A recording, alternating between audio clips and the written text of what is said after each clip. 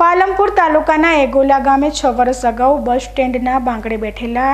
બે ભાઈઓ પર એક ઇસમ દ્વારા લાકડી તેમજ છરી વડે હુમલો કરવામાં આવ્યો હતો, જે કેસમાં પાલનપુરની કોર્ટમાં ચાલી જતા કોર્ટે આરોપીને 2 વર્ષ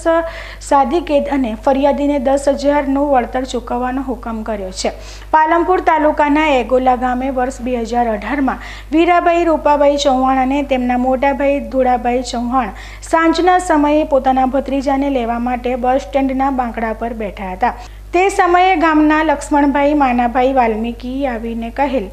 કે અહીં કેમ બેઠા છો, જેને લઈ વીરાભાઈએ તારો શું હક છે તેમ કહેતા લક્ષ્મણભાઈ વાલ્મીકી ઉશ્કેરાઈ જઈ તેમની પાસે રહેલ લાકડી તેમજ છરી વડે બંને ભાઈઓ પર હુમલો કરી હાથ પગના ભાગે ઈજાઓ પહોંચાડી હતી, જે અંગે તાલુકા પોલીસ મથકે આરોપી વિરુદ્ધ ગુનો દાખલ થયો હતો। જે case Palanpur chief judicial magistrate Anshul Kumar કૌશિકની કોર્ટમાં ચાલી જતા સરકારી વકીલ કલ્પેશ કુમાર સી રાવલની ધારદાર રજૂઆતો અને